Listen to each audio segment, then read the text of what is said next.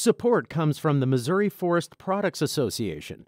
Missouri produces wood pallets, railroad ties, white oak barrels, hardwood floors, and more. Details on the variety of products made in the state are at choosewood.com. Welcome to St. Louis on the Air. I'm Sarah Fenske. 3 years ago, a Tennessee man took a wrong turn and ended up in Missouri. He got lost and went to the police for help, and within 7 hours, he was dead, the subject of a dog pile in a jail cell in Mississippi County. That's in Missouri's Boot Heel, about 40 miles south of Cape Girardeau. Jail officials pressed down on his neck for 3 minutes. They didn't stop, even as their colleagues urged them to ease up. They didn't stop until he passed out. And Tory Sanders died not long after. He was 28 years old. At the time, one of the only journalists to pay much attention to his death was Doyle Murphy. He was then a staff writer at the Riverfront Times. He's now the editor-in-chief of the paper. And in a May 2017 cover story, Doyle detailed how Tory Sanders had sought help from law enforcement, only to wind up dead at their hands.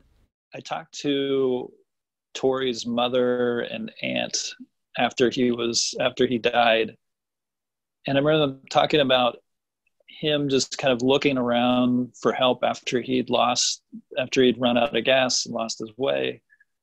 And I think his mother told him, he was asking her, will the police help me if I go ask police to help me find my way? And she said, yeah, sure. Yeah, the police will help you, figuring that they would at least point him to a bus stop or something. And it turned out to be, through no fault of hers, just such a terrible turn. I think he really, they still believed that the police would help him. And I think in a lot of places that if he didn't landed in a different town, they might have. But it's just such a series of little small decisions through the way that turned so tragic for him. Any one of these, it could have gone a different way and Tory would still be alive. That's Doyle Murphy of the Riverfront Times. The case was shocking to Doyle, and in full disclosure, it was also shocking to me. I was then Doyle's editor at the Riverfront Times, and I think it's fair to say that Tory Sanders' death haunted both of us. But while Doyle stayed on the story, and the state chapter of the NAACP did its best to push for answers, bigger news outlets never really followed. No one was ever charged in Sanders' death, and the story faded from the headlines. That area of Missouri is kind of a vacuum. It's down in the Boot Heel. There's some small papers there. There's a TV station or two that cover parts of it, but there's not really the wider focus on it. Even after we wrote about this, I reached out to some people at the places that I thought might be interested in looking at this too, because I just thought a broader media spotlight would maybe turn up some more information or help make some changes there. But I think it was just kind of too far off the beaten path for everyone. And that was before, people were really looking at, oh, here's a case where somebody really pushed down on this guy's neck, or where they put a knee on his neck, and, that he was struggling in these times that, in a way that's so kind of eerily similar to what happened to George Floyd. But I think at the time, nobody was really paying attention.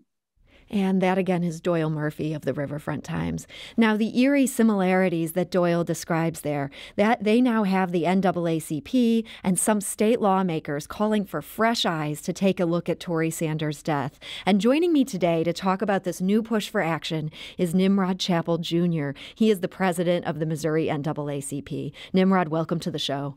Thank you, Sarah. Thank you for having me. When did you first realize the similarities between George Floyd's death and this 3-year-old case here in Missouri? Well, instantly, to be honest, because they are so similar. Floyd and Sanders both died with law enforcement's knee literally on their neck. The only difference was Floyd was in the middle of a street and Mr. Sanders was in a jail cell. And this thing about the jail cell, I feel like sometimes when people hear a man died in jail, they assume, oh, he's been convicted of a crime. He deserves to be in jail. That was not at all the case with this guy. He just got lost. What do we know about Tory Sanders' life before he ended up making this wrong turn into Missouri? Well, sure. Tory Sanders was a 28-year-old man, lived in Tennessee, was married, had a number of children, loved by his family, and had gone out for a drive that night, ostensibly to clear his head. Runs out of gas that night, and his life was forever changed by his interaction with law enforcement at that time. Mm-hmm. And we know from the reporting Doyle's done on this and from the lawsuit and calls to the family, we know that he sought out law enforcement because he wanted some help. Do we have any idea of why the Mississippi County Sheriff's Department ended up turning on him so fiercely? No, and they actually interacted with him twice. The first time at a gas station, apparently, they talked to each other. They understood that he was trying to get some money to get some gas, and they left him there. The second time, they say that he was acting weird, and so they took him into protective custody. Now, protective custody is a lot different than being arrested for a crime or even thought that you committed a crime. They wanted to make sure that he was okay. And so they called a mental health professional from one of the local agencies who I think within 12 or 16 minutes determined that he was fine. So they determined that he's fine, and this protective custody, this was supposed to be protecting him from himself, is the idea. Yes, that's exactly right. And yet things in the next couple hours ended up going so awry. I mean, some of these details are so horrible. And my understanding is many of these interactions are captured in surveillance in this jail where we see them aiming tasers at him, blasting him with pepper spray through sort of a hole in the cell. Just repeated interactions, even before this dog pile, that led to them choking him out. Have you heard any justification on their part for these series of actions? No, and so at one point they have said in the civil litigation that they thought that there was a plate that was broken, that they fed him a plate at noontime, and they thought that was a broken plate, but there's no broken plate. I mean, there's no report of a broken plate. And if you can imagine those thick plastic trays that you have in an institution like a jail, they are not breakable. Right? And so that's just something that they made up. What many suspect is that Mr. Sanders was in the jail cell, that he had met with the mental health professional earlier in the day, that he got there about 10 a.m., about 10:14 actually, and he meets with the mental health guy about noon, and the mental health guy leaves at 12:20, says he's fine, take him out of there. Well, hours later, Mr. Floyd's asking questions. You can, I understand, you can see the jailers coming by and, throwing up their hands or nodding their head or even sometimes pointing their finger at him. I think he was making noise saying, "I want to get out of here." It's such a mystifying case. And I have to say, I mean, there's so much attention being paid to issues of police brutality, particularly involving black men right now. Do you think race played a role in what happened to Tory Sanders? Oh, absolutely. Absolutely. I mean, number one, this particular jail in Mississippi County has a long history of people being brutalized in the jail. There are a number of deaths that relate to people who were being held there, and I have no doubt that when they went into that cell, that they were going to do two things. One, they were going to demonstrate to Mr. Sanders who was in charge, that he could not make noise and that they would do what they wanted to with him. And then the other thing is that they went in. Imagine a jail cell in Little Mississippi County. This is not like some palatial cell. This isn't meant for 12 people. This isn't a pod. It's a little bitty place. It might as well be a phone booth. But they packed 10 sheriff's deputies and police officers in there with him in that little bitty cell. There is a perception, and I think that some of the jailers actually said this, that, Mr. Sanders was throwing us around. That's just ridiculous. He was a 28-year-old medium-build black guy. That's it. He was not a bodybuilder. He was not a martial arts expert. He wasn't special forces. This isn't some black Rambo. This is a young man who simply wanted to go home. and their perception of him led them to the actions that ultimately brought him to death. We're talking to Nimrod Chappell Jr., the president of the Missouri NAACP, about a troubling death from 2017 in Mississippi County, Missouri. And Nimrod, a really interesting part of this story is the role of the Mississippi County Sheriff. This is a guy named Corey Hutchinson. He'd been elected in 2016 in that same election that brought President Trump into office. He was a Republican who toppled the longtime sheriff, a Democrat. And Sheriff Hutchinson vowed to clean up this Boot Heel community. In just a few months of being in office, he wound up facing criminal charges, among them allegations he'd illegally surveilled his opponents. He was actually under indictment for those charges when he led the charge into Sanders' jail cell, these 9 officers that rushed in. And am I right in recalling this? Hutchinson is one of the people that is accused of pressing down on Sanders' neck in that final fatal part of this dog pile. Well, absolutely, absolutely. And straight out of the petition that they filed in the civil case. And unfortunately, that's where a lot of the facts reside, simply because this case has never been tried. No one's been indicted. There's been no record made of the criminal actions that were done against Mr. Sanders. But the statement that came out of there from Mr. Hutchinson is that one of his coworkers, this is another officer in that little bitty cell, is trying to determine whether he can get a pulse on Mr. Sanders because he's unresponsive as he's cuffed there. And Hutchinson tells him, "No, I'm good," and refuses to move his knee. I mean, some of these details, they are just horrifying. And again, this guy is already, the guy who refused to move his knee, he was already under criminal indictment at the time. So Attorney General Josh Hawley did open an investigation into this death. Were you thinking that he might charge Sheriff Hutchinson for his role in Sanders' death? Well, and this is what was really troubling to me. Yes. At the time, this is, as you can imagine, the NAACP was way up in arms. Mm-hmm. You know, this is a death in a jail where the person wasn't even in custody. I mean, they were protective custody, but they weren't under arrest, and it was unexplained. Mm-hmm. Governor Greitens at the time promised that there was going to be transparency, that we would get a full copy of the investigation that was being conducted by the Highway Patrol, and we got the same promise out of Hawley's office.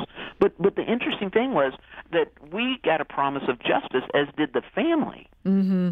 And then ultimately just dropped it like it was a hot potato with no explanation. We never got a piece of paper regarding the investigation, and that's we, the NAACP. Mm-hmm. I can understand if just a person was asking a question and they didn't feel like they had to respond to that.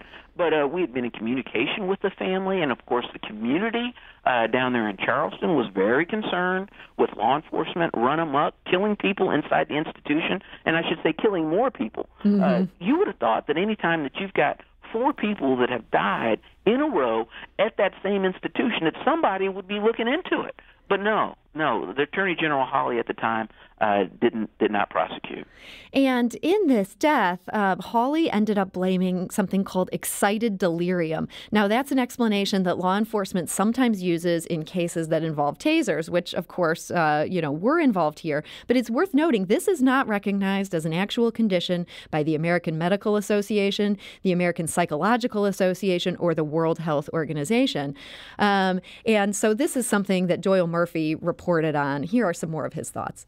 Corey Hutchinson did not end up getting charged with anything in Sanders' death. He did go to federal prison for a little while for illegally tapping into or illegally tracing people's cell phones.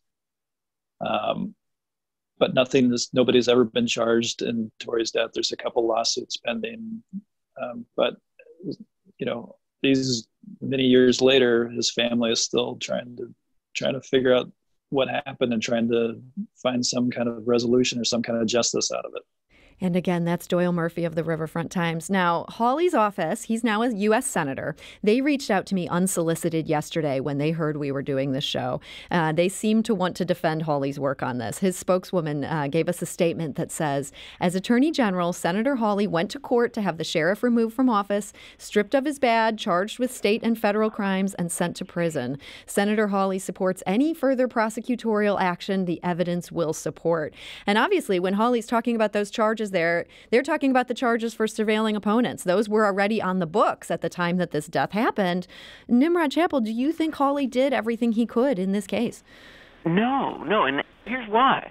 The prosecutor down there, Mr. Cann, C-A-N-N, who's a local county prosecutor and has been since he was appointed by Governor Holden, recognized that he had a conflict of interest and refused to be a part of the prosecution. So he turned it over to the Attorney General's office. Someone has got to seek justice in this case. And if it's not the Attorney General, then it's got to be the feds. But to say that, he was forceful in requesting a prosecution for pinging some highway patrolman's phones, that's great. That's a part of the justice system. That's good. But what about the murder? Where's that been prosecuted at? I mean, I think that's a huge question. And you are now pressing Hawley's successor. This is now current Attorney General Eric Schmitt to take this on. What would you like to see Eric Schmitt do with this case? I would like to see Eric Schmitt reopen the investigation and follow through with prosecution. And if he doesn't want to do that, I would like him to take the investigation that's already been concluded by the Highway Patrol for the state of Missouri in conjunction with the Federal Bureau of Investigation and turn it over to federal authorities and request that the U.S. attorneys prosecute Corey Hutchison for the death and the murder of Tory Sanders, along with the officers that were in the cell at the same time. Now, you've won support on this call to action from Missouri's Legislative Black Caucus. Do you think they're going to help you in pushing this issue? Yes, I do. Senator Carla May has long been an advocate for civil rights, and particularly for the rule of law, as has Stephen Roberts, who's the chair of the Legislative Black Caucus. Both of those individuals, and that body in particular, understand that we as Americans, if we had one unifying theme, is that the laws have to be applied equally to everyone. And so in particular in these cases where Mr. Floyd was murdered and here where Mr. Sanders was murdered, people are demanding that murder charges be brought against those who are accountable.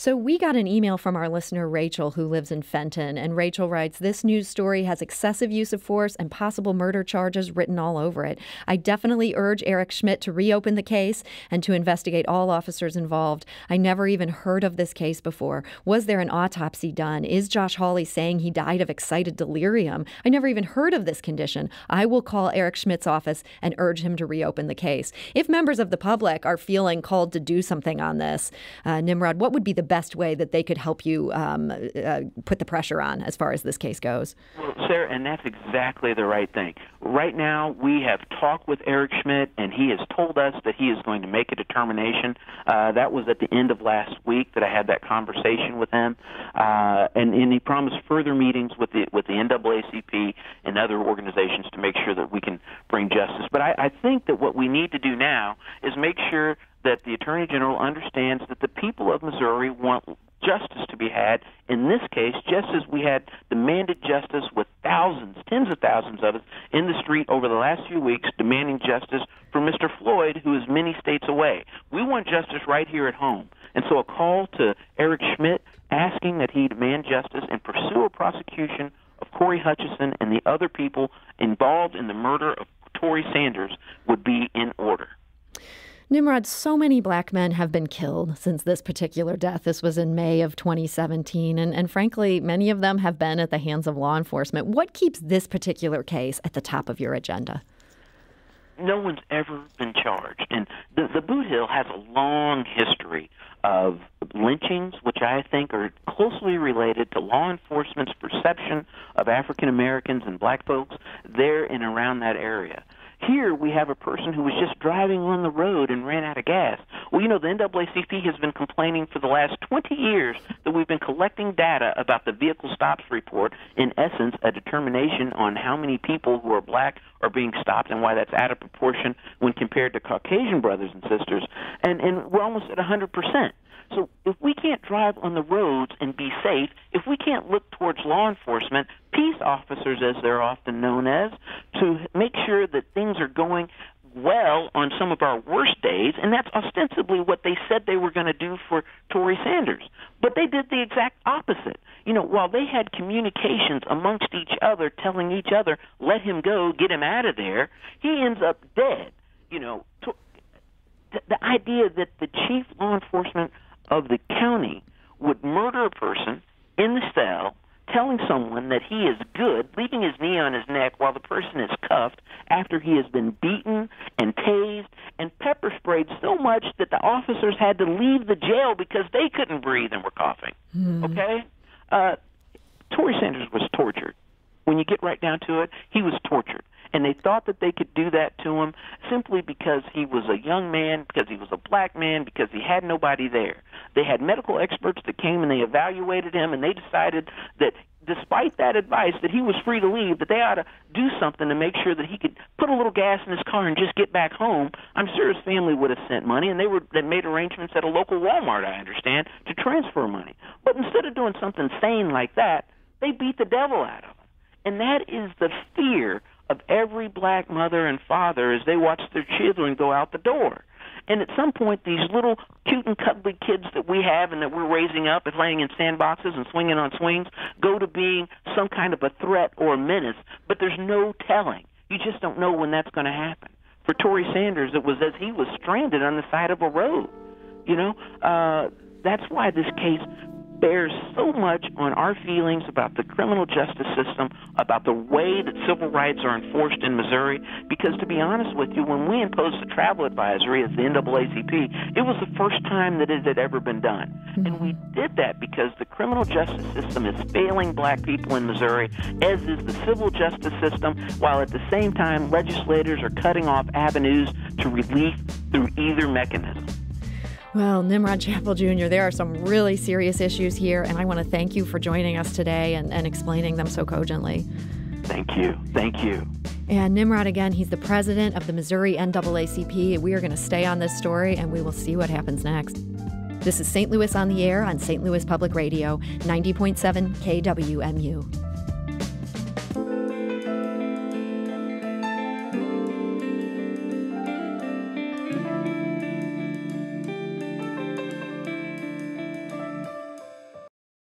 Support comes from Missouri Forest Products Association, committed to sustainable and sound conservation of the state's forests, which support more than 41,000 Missouri jobs, resulting in a $10 billion industry. ChooseWood.com.